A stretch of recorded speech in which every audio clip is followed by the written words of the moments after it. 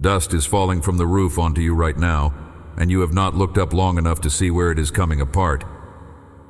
Something is being pulled loose directly over your head, not knocked down in anger, taken apart on purpose, tile by tile, by hands that will not stop until the hole is wide enough to lower a body through it. That is me. I am the one taking your roof apart from above. Not the door, not the crowd wedged into it, not the line you were too far back to reach. The roof opened straight over the place where you are lying. Right now, as you hear this, the tiles are still coming loose one after another. Light is widening into a circle above you where a ceiling used to be. You are on a mat. You did not walk onto it. Someone set you down here a long while back, and the mat has been the whole shape of your world since. The weave under your shoulders, the smell of the street rising through the floor, the sound 4 people make when they are carrying something heavier than they let on. You did not choose this room either. Somebody chose it for you. The man everyone was pressing toward was inside, and the door was so packed with bodies that nothing your own strength could do would get you one step closer. So they went up instead. Over the wall, onto the flat roof above the house, and they started taking it apart with their bare hands, tile by tile. While the whole room underneath kept talking, oblivious until the first piece of daylight dropped through and landed on somebody's shoulder like a coin falling from a great height. Feel where you actually are in this, not standing at a door, working your own way through a crowd, negotiating your own way in, down, flat, being lowered on 4 corners of rope by people whose faces you cannot see from this angle because you are looking straight up, at a hole getting wider by the second, and at a sky you did not expect to see again today from exactly this position. Nobody standing at that door was trying to keep you out. That matters more than it sounds like it should. A locked gate has an owner. A guard has orders. This was neither. It was only people. A whole street's worth of them, packed shoulder to shoulder, each one carrying an ache of their own, each one sure that one more push would finally get them close enough to whatever they came for. Nobody in that crush was thinking about you at all. That is not cruelty. That is simply what a crowd is. You have probably pictured it as opposition, a wall of backs turned against you, arms locked, nobody willing to step aside. It was not that dramatic. It was not that personal. It was ordinary need stacked person on person, filling a doorway the way water fills whatever it is poured into. Not out of malice toward anything left outside, only because that is what water does when there is nowhere else to go. The people at that door were not your enemy. They were simply there first, wanting the same thing you wanted, with no idea that 4 men were already deciding the ordinary way in had quietly become impossible. Notice what the 4 men did not do. They did not stand at the back of that crowd shouting for room. They did not argue with anyone. They did not demand an apology from a single person crushed into that doorway who had done nothing wrong except arrive early and want what everyone wanted. Correcting the crowd was not the plan. Going around it was. Sit with that a moment. You have spent real energy being angry at doors that were not trying to insult you. A door that will not open is not always a verdict on what you are worth. Sometimes it is simply full of other people's need, other people's timing, other people's turn. Nobody standing in it owes you an explanation for having arrived there first. The 4 men did not wait for the crowd to notice you. They did not wait for it to feel sorry for you, or shuffle back, or make an exception on your behalf. Every door has a crowd like that eventually, some ordinary press of other lives. None of them cruel, all of them simply in the way. What decided whether you got in was not whether that crowd finally moved. It was whether somebody who loved you was willing to stop asking the door's permission at all. Think about what that decision costs. It is easier, almost always, to wait. To stand in a line and hope it shortens. To assume that if you are patient enough or polite enough or worth enough trouble, the crowd will eventually part on its own. The four men did not do the easier thing. They looked at a door that would not open in time. They decided the door was not where the answer actually lived. Blaming the people standing in it did not occur to them. Not once. Climbing did. Somewhere in the middle of that crowd stood a man who had waited an hour already and would wait longer, and never once looked up, not once guessed that the ceiling over his own head was about to open onto a stranger. He was not your obstacle. He was just a man in a doorway, same as you would have been if the order of things had gone the other way. That is what makes the whole picture worth slowing down for. Nobody in that room had to be wrong for you to end up carried in above them.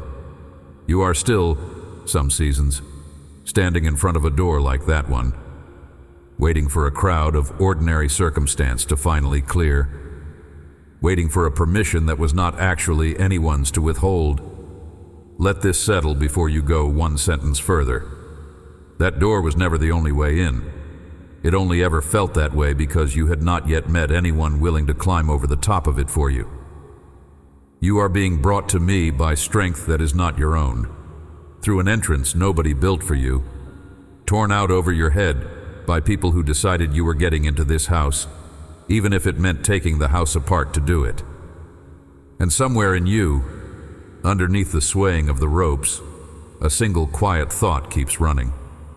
This was never going to work anyway.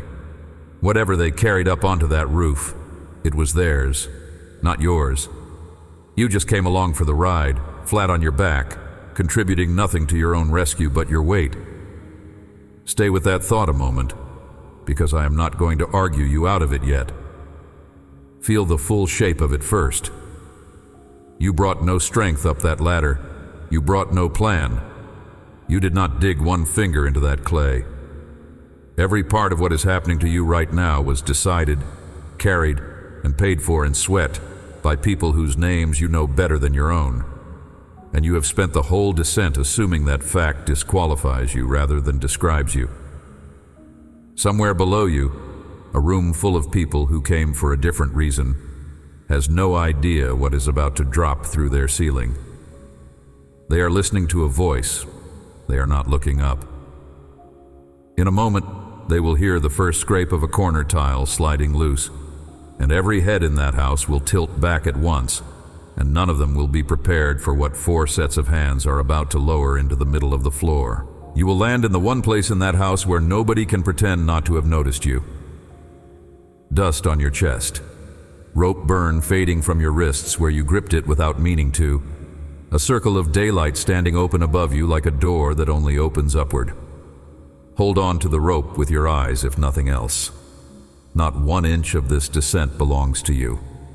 You have been keeping a private inventory for years. Nobody assigned it to you. Every time you pray, some part of you steps back. It grades the praying. Was that real belief? Or was that just the shape belief usually takes in your mouth? Did you mean it enough? Did you mean it the way the people who get answers mean it? The ones whose faith looks like it could hold weight?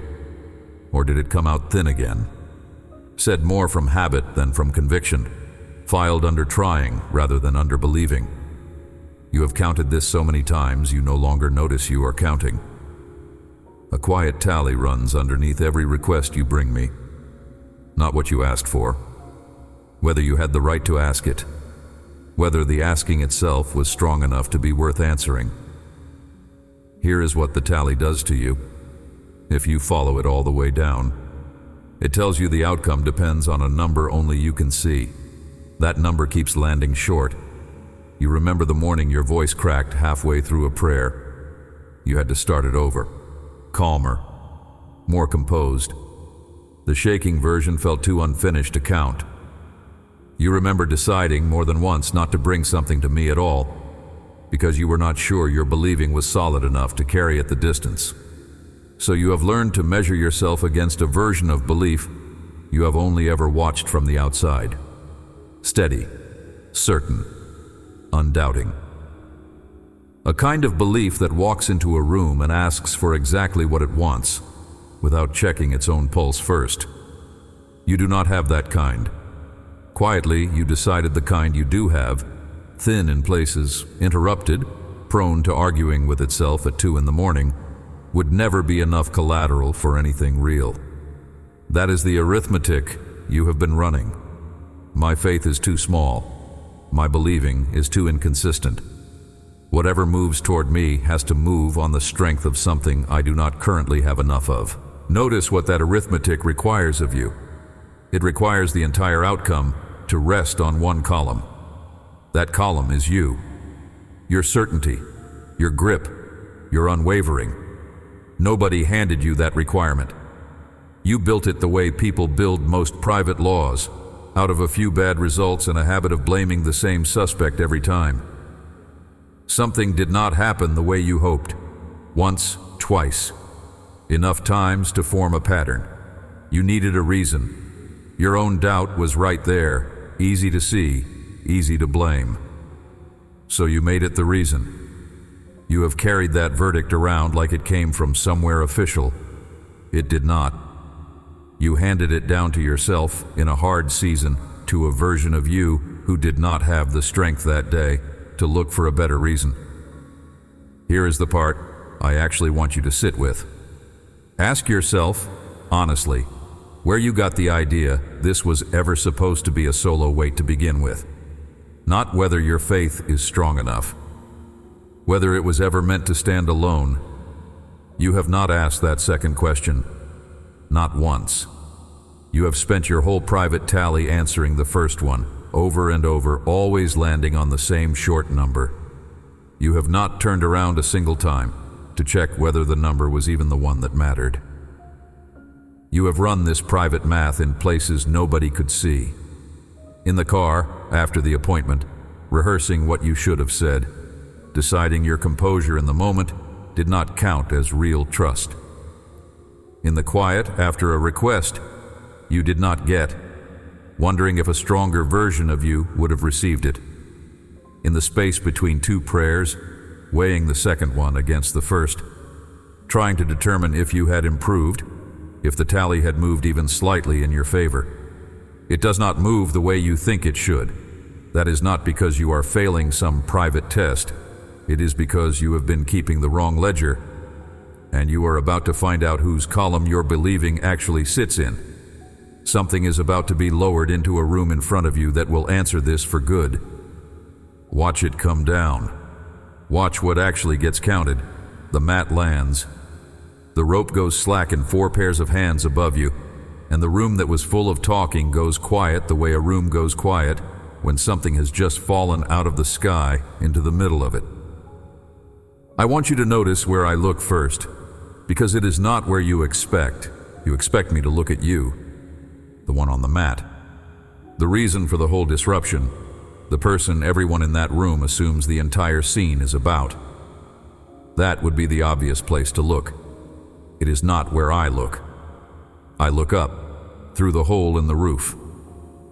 At 4 faces staring back down through the settling dust, out of breath, hands scraped raw from clay and tile, having just spent the better part of an hour tearing a hole in a stranger's house because the front door was not going to work. That is where I look first, not at the mat, not at your face, up. And that is what the record keeps, word for word, exactly as it happened, with nothing softened and nothing added. Mark chapter 2, verse 5. When Jesus saw their faith, he said unto the sick of the palsy, Son, thy sins be forgiven thee. Hear that slowly, because the whole architecture of what you have been carrying rests on one word in it, and it is not a large word. It is not dramatic. It is easy to read straight past. There, not his. There. Say that once, slowly, and feel what it does to the whole scene. The faith that gets named in that sentence, the faith that gets credited, seen, and answered, is not measured off the man lying flat on the mat. He is silent. He has said nothing yet. He has done nothing yet. He has contributed nothing to his own arrival in that room except the willingness to be carried into it. The faith that moves me in that verse belongs, grammatically, unmistakably, to the 4 sets of hands still standing on the broken roof above him. Put your own name in it. Their faith carried you in, and it counted. I did not ask what he believed before I spoke. Not first. I did not check his certainty. I did not weigh his conviction. I did not measure the steadiness of his own private tally before deciding whether the moment qualified. I looked at what had already been carried by other people on his behalf. I called that enough to act on. Enough. Not almost enough. Not enough with strings attached. This is not a technicality. This is not me finding a loophole so the story could have a happy ending. This is what is actually written, kept exactly as it was witnessed, by someone standing close enough to hear every word and see exactly where the eyes went. Their faith. Not a private column belonging to the man on the mat. A shared weight carried by people who were never asked to explain their own theology before I counted what they had done as faith worth answering. Sit with what that means about the arithmetic you have been running. You have assumed the whole transaction depends on a number only you can produce. Here, in the one place in the whole book where the mechanics of it are actually shown in plain daylight, the number that mattered was never his alone. It was theirs, and it was credited to him anyway, without a vote, without a signature, without him lifting one finger to earn a portion of it. Something was given to that man that he had not personally generated. He simply happened to be the one lying underneath it when it arrived. No test, no interview, no moment where I paused to ask him to prove his own conviction before I would let their conviction count. The word landed on him because he was positioned exactly where their carrying had set him down, and that positioning was the only qualification the moment needed. Somebody in that room was waiting for the whole scene to pay off in something everyone could see. That is only natural. A hole gets torn in a roof. Dust falls on strangers. A man gets lowered on ropes in the middle of a crowd that came to listen to one voice and got a small disaster instead. After a disruption that size, a person expects a result that size. Something loud enough to answer the noise that made room for it. Something the whole house could point to afterward and say, "There, that is what 4 men tore a roof apart for." That is not what happened. Not at first. Not in a way anyone in that room could point to. What they got instead was a sentence. Quiet. Aimed at something none of them could see. Said about a debt none of them could measure. Settled in a place no eye in that house had access to. No visible change swept the room. No gasp. Only a handful of words about something none of them could verify had even needed fixing. Think about how strange that must have felt to the people who had just watched a roof come apart. They had witnessed effort. Real, sweating, roof-wrecking effort, and the first thing I did with it was not spend it on anything they could measure. I spent it on something private. Something between the man on that mat and me, settled before a single visible thing had changed about him. You have wanted the same kind of proof more than once. Not for him, for yourself. A result you could hold up as evidence. Something a crowd could see and nod at, so that whatever was torn open to get you here would look, from the outside, like it was worth it. I understand the wanting. What I am asking you to notice is smaller and harder. The first thing I touch is rarely the thing that shows. Disappointment moved through that room too. I saw it happen, and I did not rush to fix it either. A face fell somewhere near the door. A pair of arms folded across a chest. Whatever they had been hoping to witness, this was not quite it. I let that sit in the room too, unresolved. What I was doing was not staged for the crowd's satisfaction. It was not staged for anyone watching at all. Apply that to where you are standing right now, hoping for something the people around you could finally see and approve of. The most important thing I do in a room rarely looks like anything from where the room is sitting. It is not louder than the disruption that brought you here. It is quieter. It happens first, before the visible part, and it happens whether or not a single other person in the building ever notices it occurred. You do not need the room's applause to know something real took place. The 4 men on that roof did not get it either. They climbed back down into a house that was, by every visible measure unchanged. The floor was still dusty. The tile was still broken. Nothing about the walls announced what had actually been settled inside them. They went home anyway, because what mattered had not depended on the room noticing. You have been keeping score of your own life the same way that room kept score of the roof, counting the visible wreckage, counting what still looks broken from where you are standing, measuring whether the disruption was worth it by what you can point to afterward, in daylight, in front of other people. That is not a foolish way to measure a life. It is simply the wrong instrument for the thing that actually moved first. Somewhere behind whatever still looks unfinished to you, something has already been settled. The way it was settled for the man on that mat. Before the visible part, quietly, in a place none of your own witnesses had access to. You will not always get a crowd of witnesses gasping to confirm it happened. Most of the time, you will get exactly what that house got. Dust still on the floor, a hole still in the ceiling, and underneath all of it, unseen, the one thing that was actually true the whole time. Not all the silence in that room was the same kind.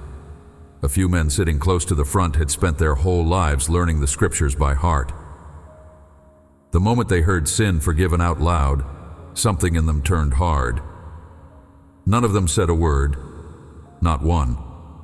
That is the part worth slowing down for. They did not stand up. They did not object out loud. They did not walk out, and they did not challenge me across the room the way you might expect an accusation to sound. They simply sat there, arms folded, running an argument in the privacy of their own chest. Who does this man think he is? Only God forgives sin. This is close to blasphemy, and no one else in the room seems to notice. Not one syllable of that reached the air. It stayed exactly where they kept it, behind the face, under the ribs, in the same private room where you keep your own private tally, and I heard every word of it anyway. Hold that for a second. It is not a small thing. If I can hear an accusation nobody spoke, built out of nothing but folded arms and a hardened face, I can hear the opposite kind of unspoken thing just as clearly. The praying you did with your mouth closed, the hope you were too embarrassed to say out loud, the way you kept believing for somebody else without ever announcing it once. None of that needed a microphone either. The same hearing that caught the silent accusation in that room caught every quiet, unspeakable act of faith that has ever been aimed your way. You have assumed, more than once, that the things you never said out loud do not count. That prayer whispered with your face in a pillow. That decision to keep believing, made silently at a table nobody else was sitting at. You treated it as smaller than the version you would have said out loud in front of witnesses. It was not smaller, not even close. It reached me with the exact same weight as if you had shouted it across a crowded room. Because I was never waiting on volume to begin with, this cuts both ways. I am not going to pretend it does not.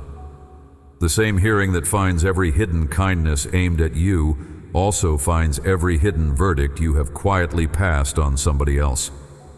The folded arms, the private conclusion you drew about a person you never said a word to directly. None of it stayed as hidden as you assumed. That is not meant to frighten you off this floor. It is meant to tell you the truth about how thoroughly I am already present in rooms you thought were unwatched. Notice what I did with the accusation once I heard it. I did not shame the men who made it. I did not humiliate them in front of a crowd that had just watched a roof come apart. I turned toward it directly. I named it out loud so the whole room could hear what had only existed in silence a moment before, and I let it stand there on its own.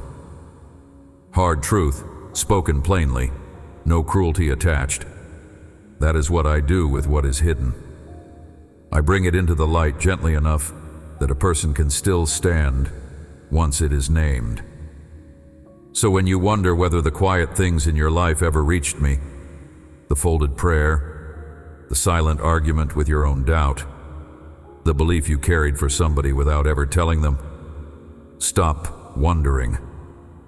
I was in that room the whole time. I heard the accusation, nobody spoke. I heard the faith, nobody spoke either. Neither one needed your permission to reach me. Neither one needs it now. Most of what actually moves in a life like yours never gets said out loud at all. A room stays quiet. A face gives away almost nothing. Meanwhile, something real is happening underneath it, in a language that was never meant for the air. You do not have to translate it for me first. I already read that language. I have been reading it since before you learned to speak in the one everyone else uses. Hold that next to your own private ledger for a second, not to erase what you believe, only to notice that the ledger was never supposed to be a solo document. There is a name sitting in your chest right now. You know this, because it rose the moment I said their faith was what I counted. It surfaced before you let it. Do not push it back down. Let it stay exactly where it landed. That name belongs to someone who kept believing for you during a stretch when you could not do it for yourself. Not loudly, not in a way you ever had to sit through or thank them for out loud. Somewhere, at some point, while you were flat on your own version of that mat, telling yourself the arithmetic did not add up, somebody else was doing math of their own on your behalf. Their sum came out different than yours. You did not ask them to. That is the part worth sitting with. Nobody handed them a job description. Nobody asked it of them. They picked it up the way the 4 men on that roof picked it up. A stranger's mat, a stranger's weight. Leaving you on the ground where you were was never going to be acceptable to them. Whether or not, you had the strength that season to agree. Think about what it actually cost the people who carried you, not in the abstract, in real weeks. A phone put down after a call where they said less than they were thinking. Saying it all would have added weight you did not have room for. A room they sat in, quiet, while you talked yourself in circles.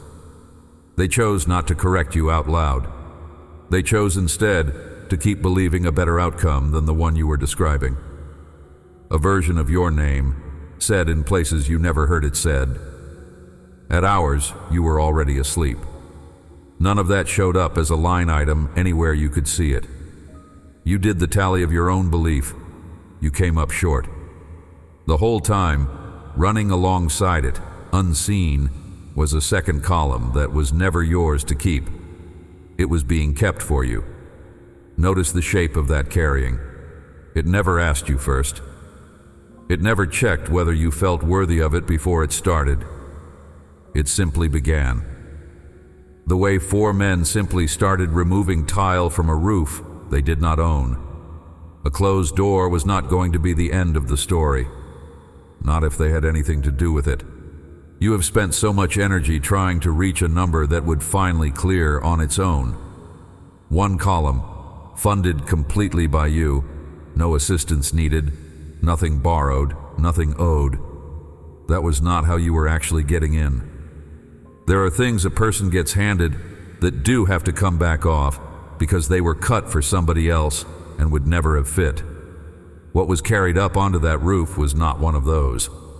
It fit you exactly, and it was credited to you before you knew anything was being kept in your name.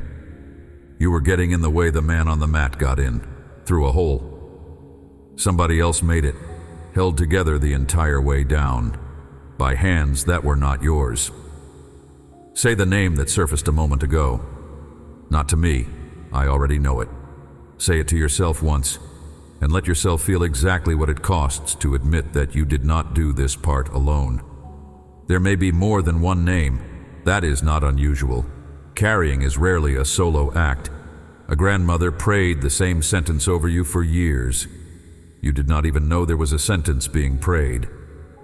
A friend kept a light on for you, long after it would have been easier to assume you were fine and move on with their own life.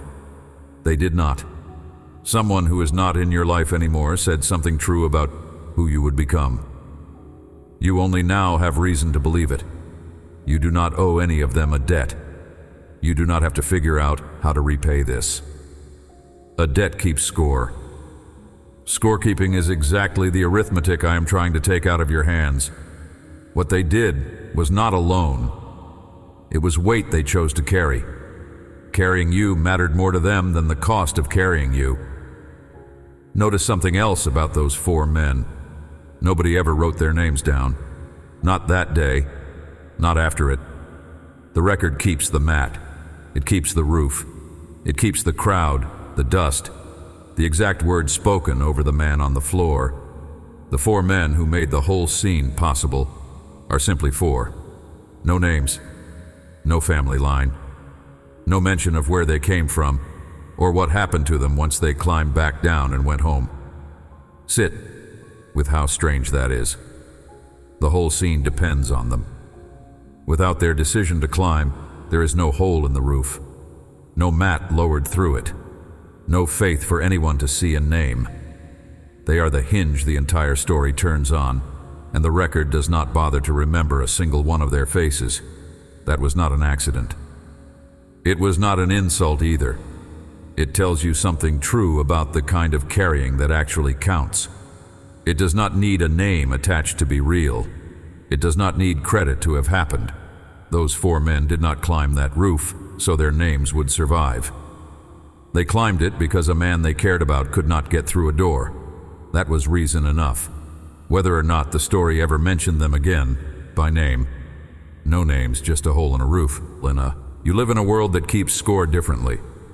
Every kindness wants a name attached, if it can get one. Every good deed wants a witness. You have felt that pull yourself.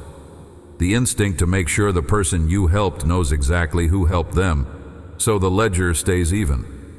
So credit lands where it belongs. There is nothing wicked in wanting to be known. But notice what those 4 men prove, without saying a word about it. The carrying was not diminished by staying anonymous.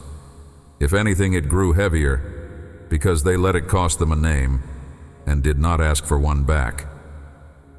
Think about the people who have done that for you, not the ones you can name easily. You already carry those names, and you should. Think instead about the ones you cannot name at all, because you were never told who they were. A person who prayed for you once, by accident, hearing about your situation secondhand from somebody else and never told you they had. A stranger who did something small on your behalf and moved on before you could even ask their name. Somebody who decided, quietly, to keep believing something good about you during a season when almost nobody else did, and never once brought it up again. None of them are in your story by name. All of them are in your story anyway. That is what real carrying does. It does not require its own credit to have been real. It simply happened, on your behalf, the same way it happened on that roof. It is no less true for having no name attached to it now. Chasing down their names was never the assignment. What you are being asked to notice is smaller than that, and it matters more. Something was spent for you by people you will never be able to thank by name, in a language you never got to hear. It counted anyway. It always counts anyway. The record simply never needed a name to know exactly who had done it. Not knowing a name has never once stopped anything real from reaching you. Say that back to yourself slowly, because it will try to argue with you. You have assumed, without ever testing it, that unnamed help is somehow smaller help, weaker, less certain. Look again at the roof. 4 unnamed men tore it open with their bare hands, and nothing about that story got smaller for lacking a name in it. If anything, it got larger. It stopped being about who deserved the credit. It became simply about what actually happened. That is what faith looks like from the outside. On the days it belongs to someone else, ordinary people, doing an extraordinary amount of unnoticed lifting, certain of nothing. Except this: leaving you where you were was not something they were willing to do. Your believing has mostly been quiet. A held breath, a word said in the dark, a hope you kept small enough that its failure would not be too visible. Quiet is not wrong. Quiet is where most real belief actually lives. But I want you to hear something about the day you were carried, because the version of faith that got you into that room was not quiet at all. It was loud. It tore roofing material off a house. In front of a crowd that had come to hear something completely different, it scattered dust down onto strangers who had no idea what was happening above them. It interrupted a sermon. It stopped the one voice everyone in that room had gathered to hear, mid-sentence. For one long minute, the whole event became about a hole opening in the ceiling instead. That is what faith sounds like when it belongs to someone who has decided you are worth the disruption. It is not tasteful. It does not knock politely and wait to be invited. It does not check whether the timing is convenient for the people already inside. It rips something apart in public on your behalf. It does not apologize for the mess. You have been picturing the wrong hands on this. Yours doing the lifting. Yours producing the amount that finally comes out even. But look at what actually got you carried into the room where everything changed. Nothing you generated put you on that floor. It was 4 men breaking a roof. Think about the sound of that. Tile cracking loose. Clay crumbling under fingers that were not trained for this kind of work. A stranger's ceiling coming apart piece by piece. The men doing it kept going, breathing hard, not stopping to explain themselves to anyone below who might object. That sound was for you. Nobody down there knew it yet. Somebody down in that room was almost certainly annoyed. Somebody was almost certainly thinking about the mess, the repair, the interruption to a moment that had nothing on the surface to do with a man on a mat. Faith that moves for another person rarely arrives quiet enough to avoid irritating somebody. It costs the noise. It costs the interruption. It costs being, for a moment, the reason everyone in the room stopped looking at what they came to see. The ones who carried you paid that cost too. Somewhere you did not witness it. A conversation got a little too honest at a dinner table. A silence lasted a beat too long after someone asked how you were really doing. The polite answer would have been a lie. They were not willing to give it. Somewhere your name interrupted something. Somebody's evening, somebody's peace, somebody's easy belief that things were fine. That roof did not close itself. Somebody had to climb back up there. Somebody had to look at what 4 exhausted men had done to a stranger's house. Broken tiles scattered everywhere. A hole wide enough for a grown man. A sky visible from inside a room that was never built to see sky. None of that fixed itself. Somebody had to carry new clay up a ladder, piece by piece. Match it to old clay that had weathered longer. The new would not quite match the old again. Think about what that means. The cost of carrying you did not end when the mat touched the floor. It kept going. Quietly. Long after the room stopped paying attention, somebody was still up on that roof. Hands raw a second time, closing a hole that had already done its work.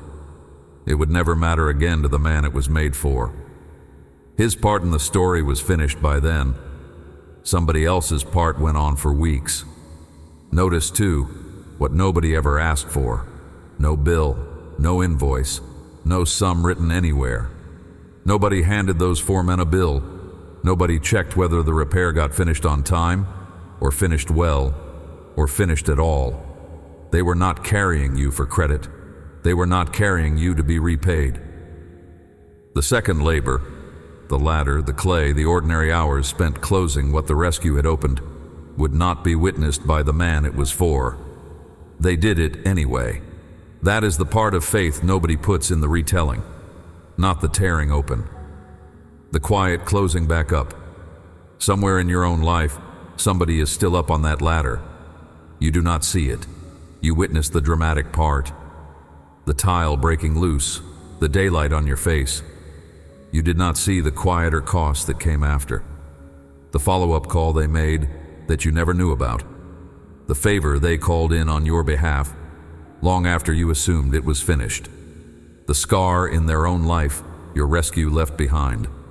Patched now. Never quite matching the wall around it the way it did before. None of this puts you in their debt. That was never how this works. but you are allowed to know it stayed broken longer than you thought. Somebody kept climbing back up to it, long after, quietly, inside a house whose ceiling looked, to you, like it had always been whole. It was not whole, it was repaired. Somebody paid for that quietly. There is a part of this that should undo you a little if you let it. Not one of them sent word afterward asking how you turned out. Not one. They did not need the update. They did not need to see the ending to know the work had been worth doing.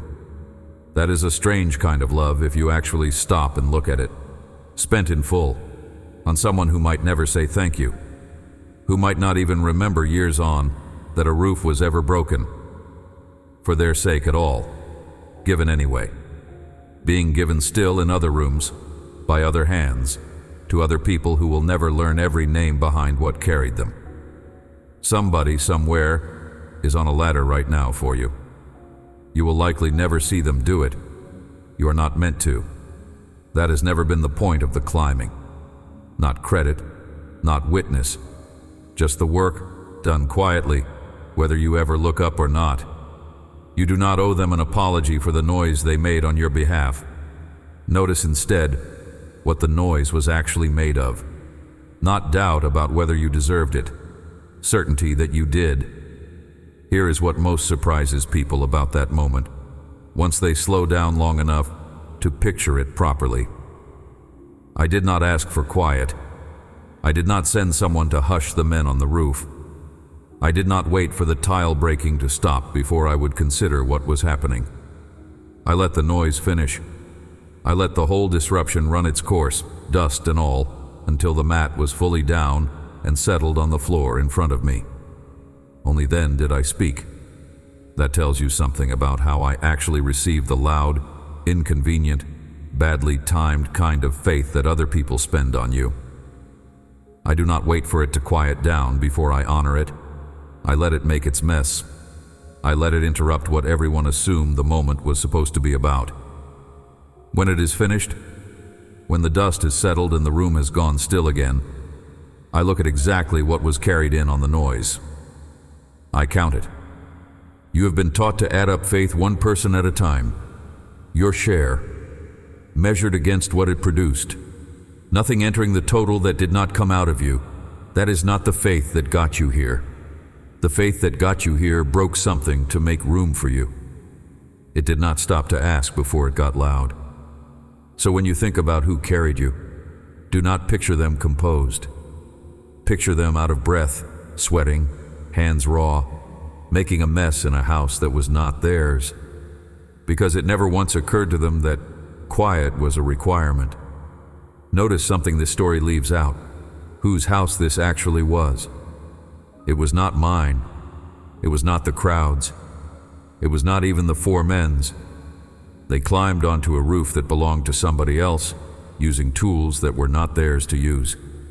A person, somewhere in that town, woke up that day owning an ordinary roof over an ordinary room. He had no idea what was coming. He is not named in the account. He is not even mentioned. He simply happened to own the roof a rescue landed on. Weigh the shape of that for a second. Every other person in that scene chose their part. The crowd chose to come and listen. The four men chose to climb. Even the man on the mat was chosen, lifted on purpose by people who loved him enough to break something open for his sake. The owner of that house chose none of it. Nobody asked him first. Nobody offered him a say in whether his roof could be spared for somebody else's need. It was not spared. He was not asked. That is a different kind of cost than the one you have been sitting with. The four men gave something for a friend they loved, costly, but chosen. This was not that. This was an ordinary day, interrupted by a decision he had no part in making. His tile, his clay, his ceiling, opened above his own floor by hands he had likely never met before that hour. You will not find one line of complaint from him. Not one word. Maybe there was nothing to say. Maybe he simply understood, the way people in a small town sometimes do, that certain costs are not yours to refuse once they have already landed on you. Either way, the record moves past him. The way water moves past a stone sitting in the middle of a stream. It gets on with the story the room actually came for. Hold him in view a moment. You have met him before, even if it took you this long to notice. He is a different shape of carrying than anything you have seen so far in this. Not the friend who climbs a roof for you. Not the crowd who simply happens to stand in your way. Somebody else entirely. A person who absorbs a cost that was never his to begin with. Quietly, off the page. Because a need landing near him turned out to be larger than his claim to be left alone. You have been him for somebody else more than once. Not the hero of their rescue. Not even an obstacle in their path. Simply a person whose ordinary week absorbed a piece of a cost that had nothing to do with you at first. A crisis that belonged to somebody else. It happened to land close enough to reach you too. A phone call that cost you sleep you did not get back. A plan you quietly set down because somebody's emergency needed the space you were standing in. A version of your day that got smaller, without asking your permission first, so a rescue that was not yours could still fit through. Nobody wrote your name into that story either. You did not expect them to. That is not a complaint. It is simply what happens when a cost lands on an ordinary life standing nearby. The roof did not ask to be opened. You did not ask either. On whatever day this actually cost you something you did not get back. And yet here you both are, off the page. Unnamed, unthanked, no less a part of what made the rescue possible. You do not know how many roofs have opened near you without your ever hearing the tile crack. Some of what you have quietly paid for, you paid toward a rescue you never even learned happened. A friend forgave a debt that was only possible because you covered something for them once and did not bring it up again. A door stayed open somewhere because you had already paid for the hinge, without knowing what it would be used for, or by whom. You do not get to see most of what your ordinary cost ends up funding. Neither did he. I am not telling you this, so you go looking for someone to resent for a roof they never agreed to lose. That is a different lesson, and it is not the one he teaches, as far as the account shows. I am telling you because you have assumed, through most of what came before this, that credit only ever goes to the willing, the ones who climbed on purpose, who chose the risk with open eyes. Watch what happens to the one who never chose anything at all. He is not praised in the text. He is not blamed either. He is simply held, quietly, inside a record that remembers exactly what his ordinary life ended up paying, whether or not he ever agreed to pay it. That is a wider kind of counting than the one you have been using on yourself. I did not overlook him. He is not in the sentence I spoke that day. He is not in the line anyone quotes back to me now. But he is in the house. He is in the floor that held 4 tired men and 1 borrowed mat. He is in the roof that took the damage so a rescue could reach the ground. Nothing that costs somebody something disappears from what I keep. Not even when the page spends not one word on it. Not even yours. Not every carrying looks like a roof coming apart. Some of it is quieter than that, and easier to miss, because it never announced itself as faith at the time. It just looked like an ordinary object sitting in an ordinary room, doing nothing dramatic, holding nothing more than its own weight.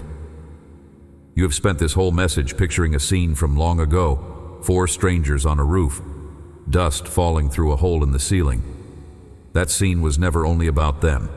It was always going to end up here, in whatever room you are actually sitting in right now, because the same kind of carrying has been happening around you your entire life, in forms too ordinary to notice as it happened. I want you to do something with me for a moment, right where you are. Look around the room you are in. Let your eyes move slowly. Do not hunt for anything special. Just let them land on one object. It does not matter what it is. A chair somebody gave you. A phone that still holds a number you have not deleted. A photograph turned slightly toward the wall. A cup that was not yours originally. Whatever your eyes land on, stop there. Do not name it out loud. Not even to yourself. Just look at it. Let your eyes rest there, stay still. That object has been present for more of your carrying than you have given it credit for. Not because it did anything on its own. Maybe it was there the night you made a decision you almost did not survive making. Maybe it sat in a room where somebody prayed over you without telling you they were doing it. Maybe it belonged once to a person whose faith about your future outlasted your own belief about it by a decade.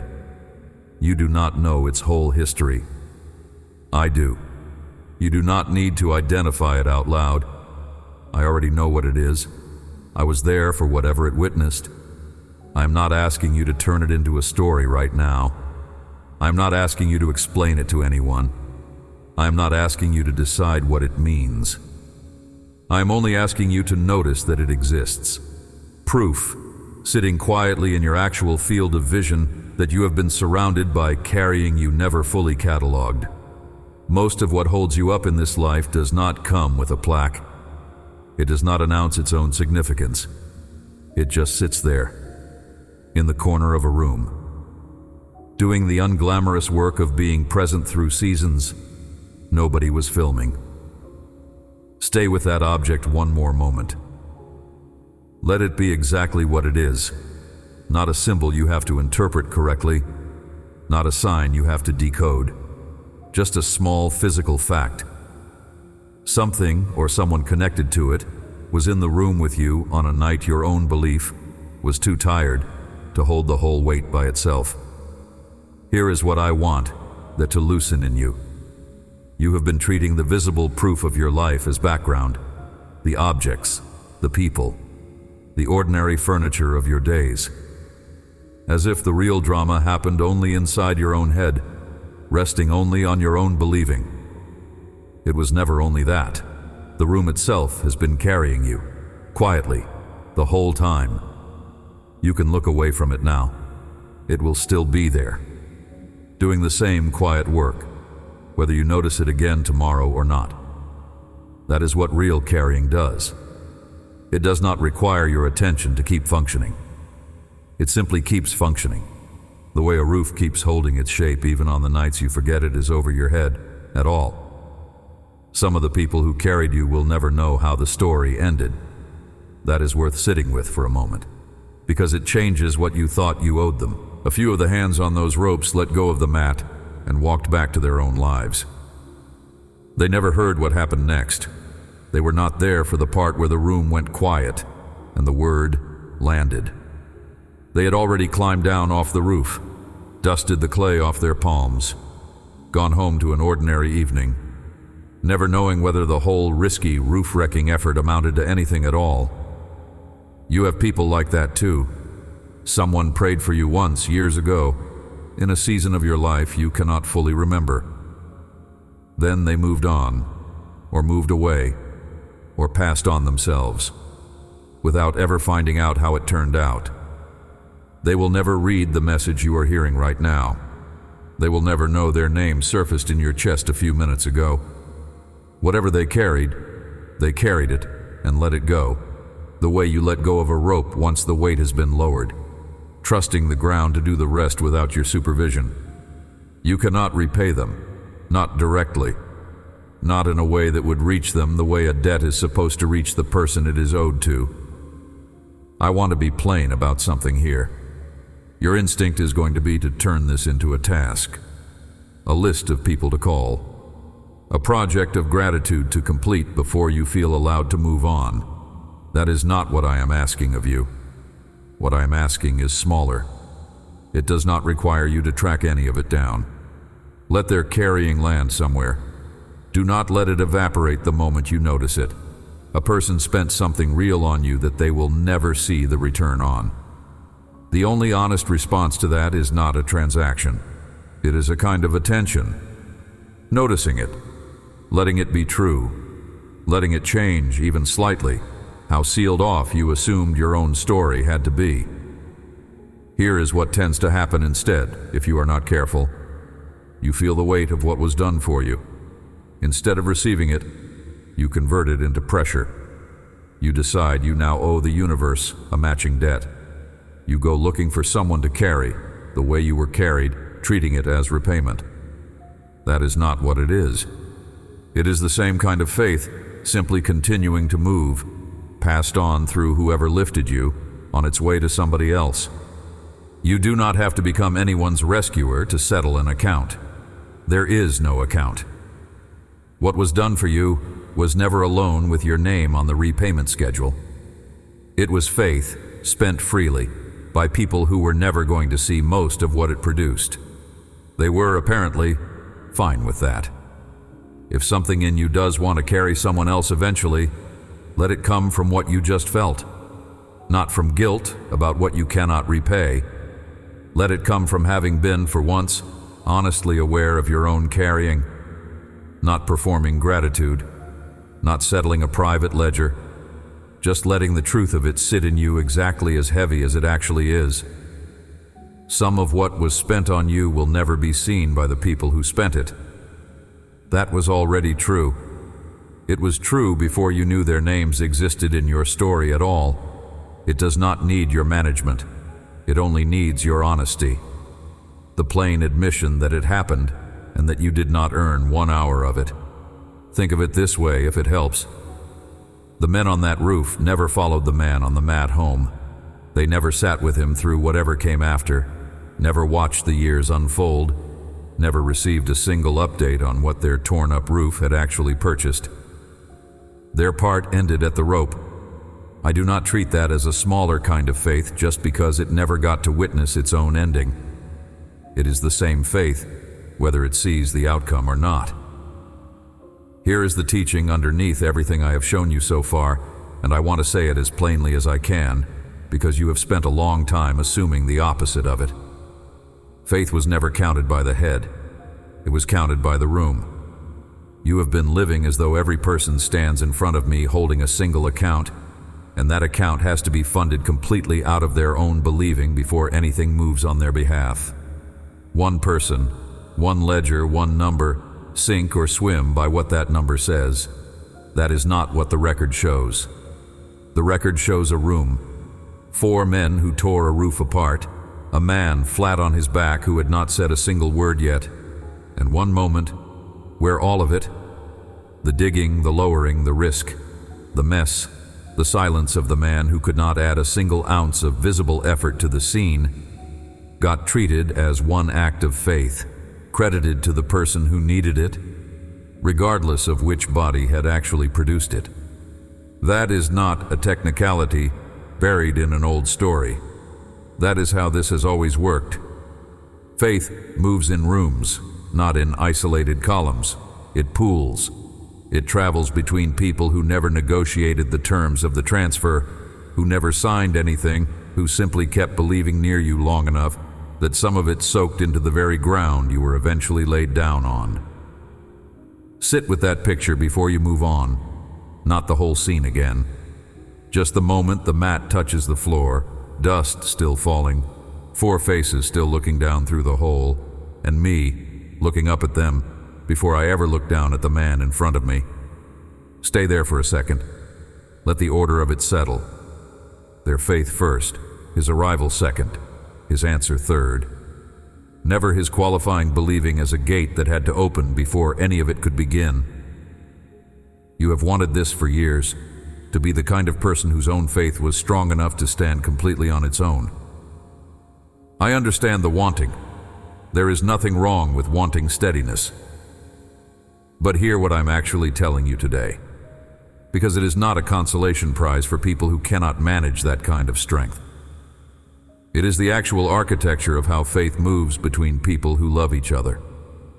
You were never meant to fund the whole account yourself. Nobody was.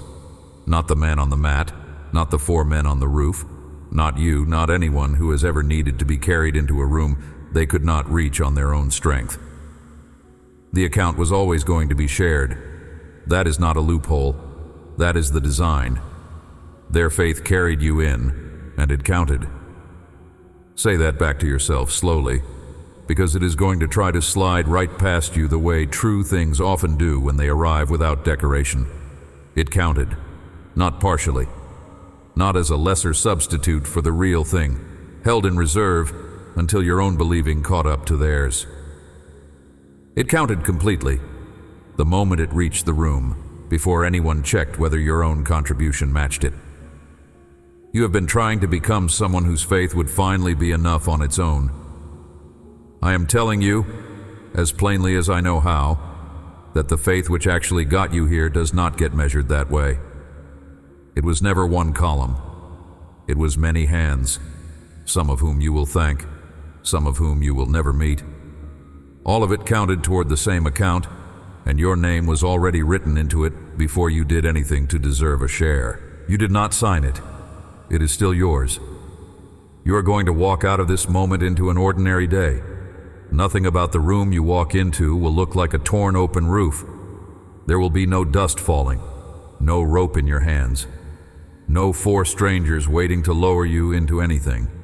It will look like traffic, or dishes, or a message you have been avoiding answering, or the same tired argument with the same tired doubt about whether you have enough faith to get through what is actually in front of you. Carry the picture with you anyway, not as a story you retell, as a fact you now know about how this actually works. When you walk into that ordinary room today carrying less certainty than you wish you had, remember what was true on that roof. Remember it before anyone asked the man on the mat a single question about what he believed. Remember what actually got him through the ceiling. It was never his tally. It was never his composure. It was people who decided he was worth the mess, whether or not his own faith that day could have carried the weight alone. Nobody is asking you either. Not before. Not now. You are one of those people to somebody else right now. Whether you have noticed it or not, somebody in your life is being carried, in part, by faith you are spending on their behalf without ever telling them. That is not a burden I am adding to you. That is simply what it means to be inside a room full of people who love each other. The carrying runs every way at once, mostly unseen, mostly uncounted by the people doing it. All of it still reaches exactly where it needs to reach. Think of the ones you already know about, the name that surfaced earlier. Maybe more than one name by now.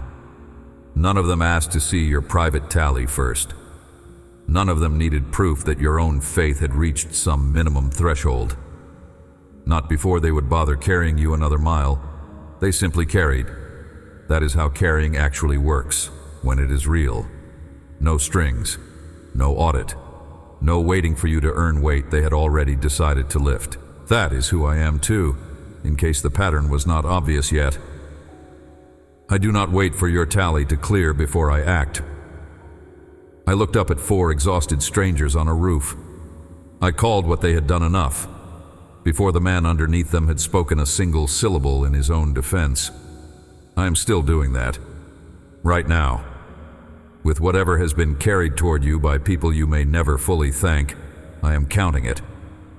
It reaches me the way it reached the man on the mat, undiminished. It did not need to originate with you to count. Let that be the sentence you keep, out of everything said here, not a formula to repeat when you feel weak. A fact about the actual architecture of your life. True whether you remember it or not. True on the days your own believing feels thin. True on the days it feels strong. You were carried. It counted. Nothing about today requires you to prove that all over again before it stays true. Stop counting your own believing against a standard no one on that roof ever had to meet. 4 sets of hands did not check their theology before they picked up a stranger's mat. They just carried. Something in you can finally rest on that. Not because your faith stopped mattering, but because it was not built to carry the whole weight alone. Amen. One question, and it is the one this was built around. Who carried you? Whoever surfaced in your chest earlier. The one who kept believing across the stretch where you could not. You may never get to thank them, and that is all right. Some carrying was never meant to be seen from underneath it. Sit with the name a while. I have more to say about the ones who lift without ever mentioning it. Subscribe if you want to be in the room when I do.